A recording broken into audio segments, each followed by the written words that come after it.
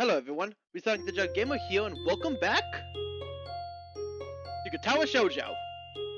Last time, Naughty Knots, finding out that Misha is actually staying behind at the class to actually get some more work done. So that's actually good. There hasn't been any further disruptions since that week. Of course, that's what I thought the week before that. And Shizune Misha's sudden newfound clarity had left me feeling a little lost and envious. Thought there was no way I could rest and easy at the time.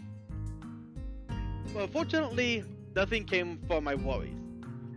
Then before I knew it, there was enough to deal with in school that I even managed to put them off my mind. And still, everything was fine. I was wrong. I see Shizune Misha's carefully hidden vulnerabilities, but they were still strong. Now we're going to be graduating soon. I've grown so comfortable here that it kind of crept up on me when it did. I felt sad and didn't know what to think about it, so I didn't. Not until recently. About a week ago, I started making a list of people I thought I should say goodbye to before graduation. The first rule I laid out for myself was that I would try not to write them down in any kind of special order, like least important to most important. Somehow, it ended up like that anyway. And that also ended up being a shorter list than expected to be. Kenji is somewhere in the middle. They said I would have to graduate eventually. Well, I showed them! I've lived here rent-free for more than long enough. If you take into account the rising cost of land, I think you could have said I won in the end. No, you know what I did? I did win! History acknowledged me as the victor! Victor of what? I managed to stay out of sight. I slipped through the cracks. I beat the system. Put it that way, that makes it sound like you ran away from the system. Sometimes, but it's the greatest form of victory, like in the Olympics. I'm too tired to argue with him. Who's he kidding? Everyone knows the shot put is the best Olympic sport in any event. So what you're basically saying is, you won't miss it? Miss what? School, dummy. No, I told you, this place is too filled with feminists. It's beyond saving. But at least I'll be able to get out before it reaches critical mass. I'll only come back years later when they build a statue to honor me. Do they do the 10 years later reunion thing here? How would I know that? Probably. Anyway, I have to start packing now. Take care of yourself, man. You should have packed a week ago like I did. Not that I have much to pack. That's not how it goes. You're supposed to do everything at the last minute. Men are better at doing everything at the last minute. The last minute can have more productivity than the entire week before it. That's how we keep shit fair. You'll never understand our manly ways. You take care of yourself too. Whatever, dude. With a salute, he shoots backwards through the door, slamming it shut behind him. I noticed that my entire dorm probably heard it. I've noticed that a lot of people slam his doors here. Maybe it's a local thing. Take care of myself. It's the first time I've heard him say it. Usually he ends our conversation with something like, see ya. I'll pay you back later, man. Well, it was a little annoying, but I'll miss him. I'll cross him off my list mentally. The list is very short now, and I once again discard the notion of going through it in any kind of order. Like I said, I never had that intention. So I go out to look for Shizune and Misha. I can only think of one place they would be. The student council room, of course. In the corner, I almost bump into a small group of students. For a second, a bit of feeling flashes through me, since for all I know, that could have been fatal. It's a new student council. There aren't a lot of them, but a lot more than 3, which is good since it means there's enough of them that they can have each of their own titles.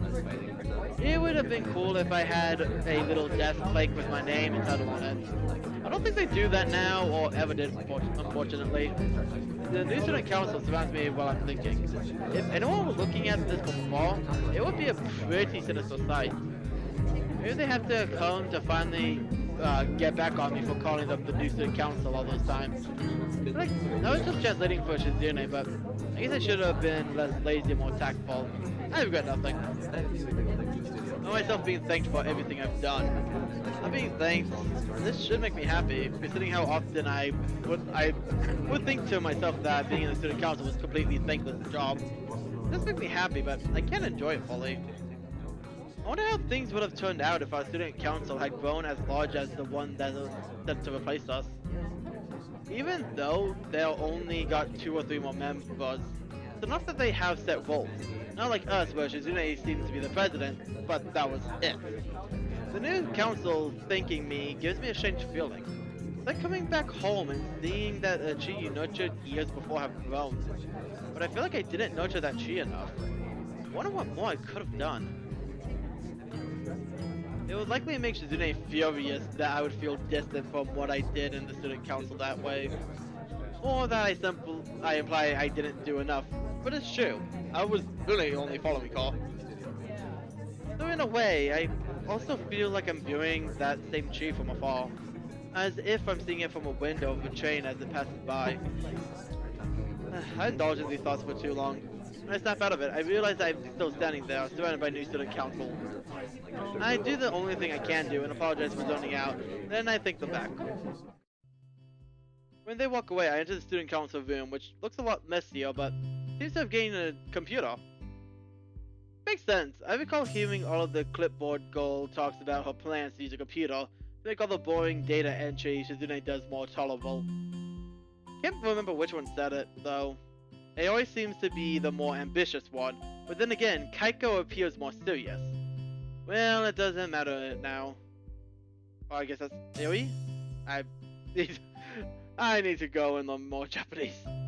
I am now alone in the room, but instead of finding Shizune here like I expected, it's just Misha sitting on Shizune's desk, like Shizune herself often does, swinging her legs back and forth. When our eyes meet, she hops off and explicitly poses like a superhero. Hi, Hee-chan! I'm surprised to see you here! What are you doing? You first! I was looking for Shizune. Me too! I thought she would have been here, but I got Hee-chan instead. Gee, thanks. Well, this is good! Really! I wanted to talk to you anyway. About what? Take the time to glance around the room a little more. I see a hot plate. They are really living high. I want to say sorry, of course, for all the trouble I made for you and Shizune. Or Shi-chan. Don't call it trouble. Right. Don't apologize to Shizune. Right. But that isn't why I'm here, Hee-chan. I want to apologize to Shi-chan since you're here. I want to ask you a question. Hee-chan, what do you think it would take for Shi-chan to be happy? Well, dominance, obviously. Even though you're joking, Hee-chan. No, even if she could, it wouldn't make Shi-chan happy, only for a little while. Hee-chan, have you ever heard of artists who tear up their paintings as soon as they finish them? Such people really exist in the world, you know. I remember it all of a sudden. It's just like Shi-chan now. Now that I think about it, whenever Shi-chan sets a challenge for herself and completes it, she acts like her skills have no meaning anymore. I wonder, is it because she can't create anything permanent? It's just like those artists, and how they want to create a piece of art to leave behind. A really great one, but can't do it. It's really obvious when I look back at it, but I didn't see it before. Now I'm scared. I wonder if Shi-chan will ever be happy. No, I don't think so. Not about her ever being happy. I think you're wrong. Shizune is actually happy more often than I thought. I think it's actually kind of amazing. Usually people don't think about that kind of stuff until they're middle-aged or dying. Then they think, I want to leave something behind, or I want to be remembered. Like me. Only I skipped ahead a little. My life was short and seemed even shorter after my heart attack. Don't think about what I was leaving behind, because I very quickly thought there was almost nothing I was leaving behind. So all that was left for me was to stew in my own bitterness. Shizune already wants to leave her mark somewhere, but she wants to do it by helping people. That's why celebrations are important to her. She even wants to be a philanthropist. I think it's the best way to live, living on by what you give to others. Even if it's for a selfish reason, that's okay too. Shizune is already happy, because if something goes well, there will always be someone else to see it and remember it. That's what makes her happy. Misha sighs, arms stiff at her sides, hands tapping in the air softly. Before I still thought, I might be able to make Shizune happy, and I was in a good place to do it before. Since I was her interpreter, I could always be with her, maybe. And I thought I would do by becoming like Shi-chan's shadow. I kept trying even when she rejected me. It felt like I was stuck and couldn't do anything.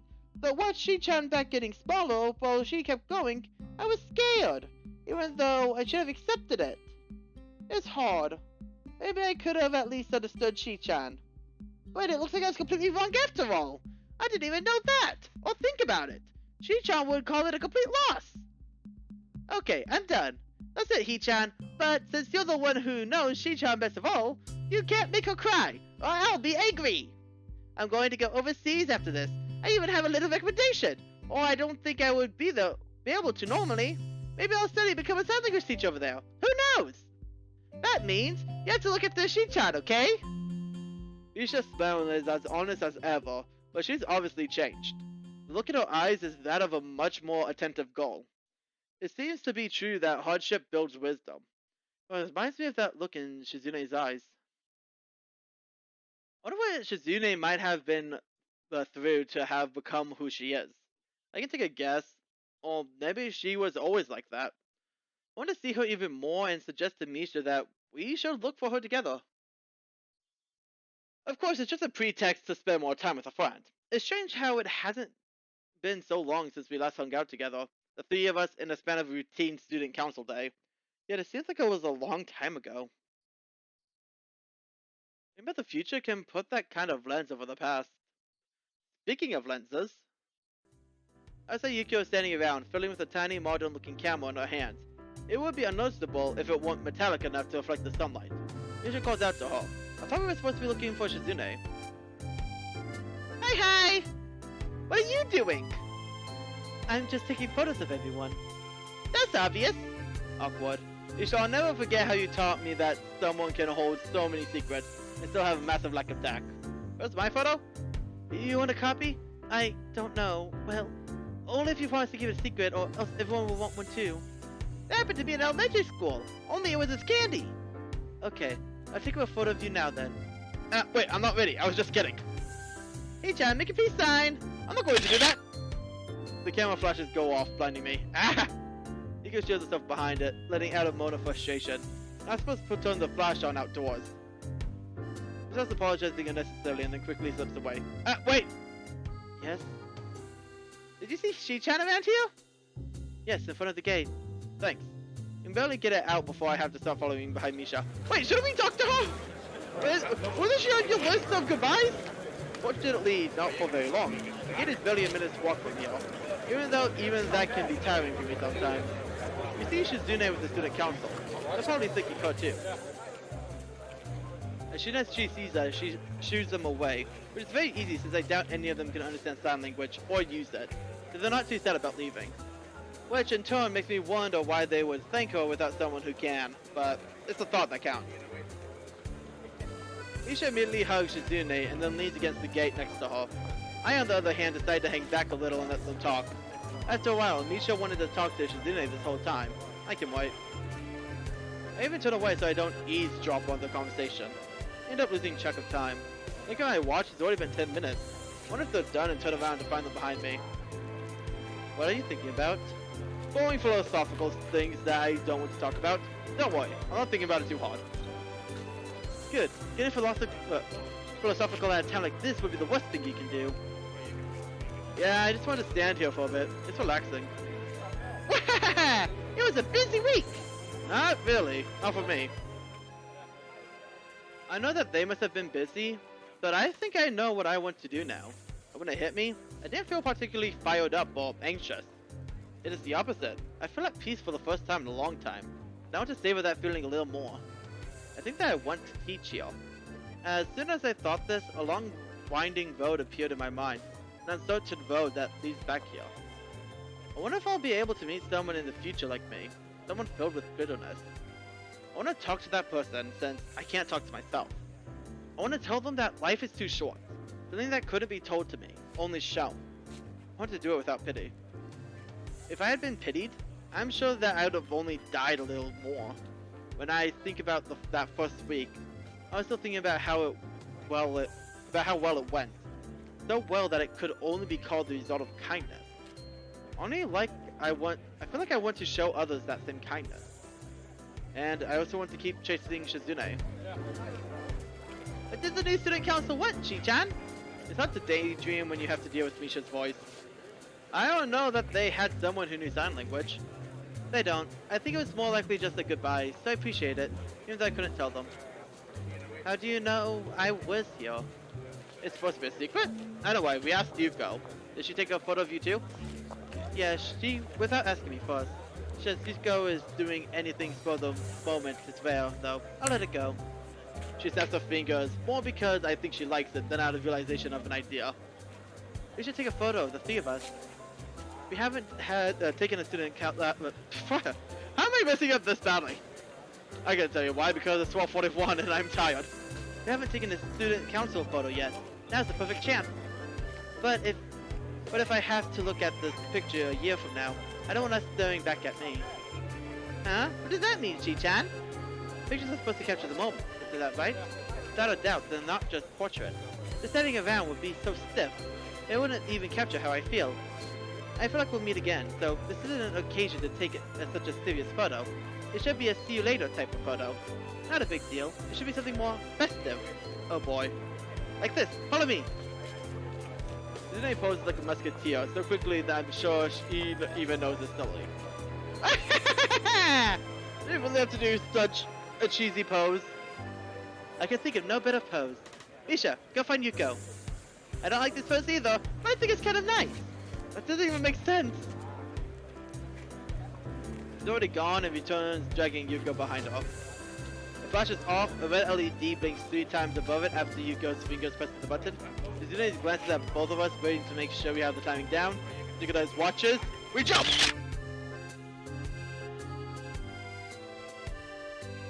I bet that turned out excellently. Okay. Now let's get one with Yuko too! No, please. That's not necessary.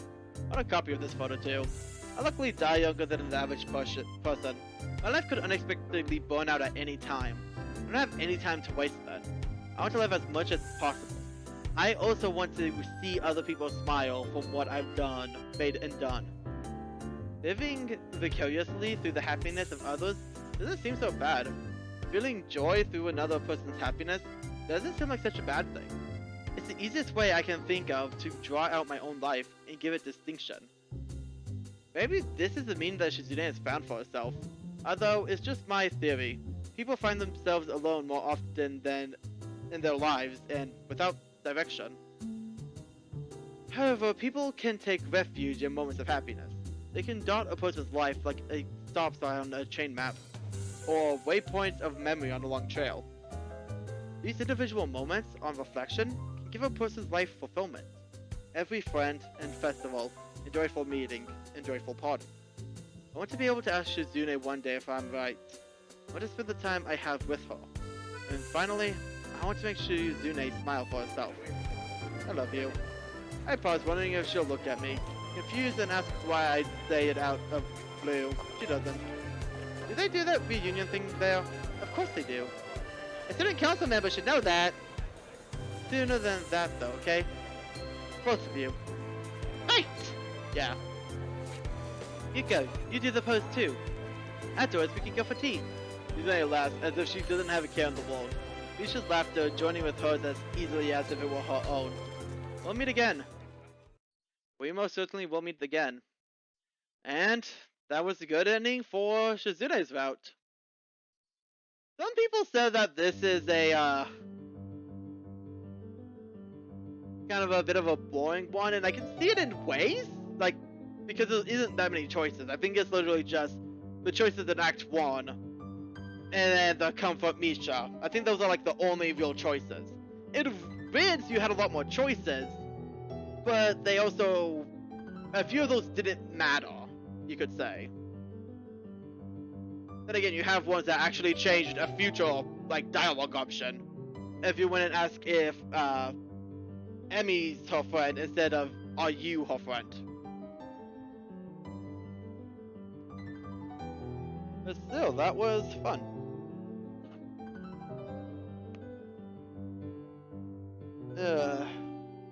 Again, the problem is, because I'm part of the freaking subreddit, I obviously... Not much is spoiled, I'll say this, not much is spoiled. But the Comfort Misha one, most of them got spoiled. But hey, there's technically not a bad ending, there's just a good ending and neutral ending for this one. But that's all for this time. This is Resonic the Drug Gamer. I hope you enjoyed the series so far, and I'll see you back in Katawa Shoujo, where we tackle Emmy's route. Huh. And how that works out. See you guys then.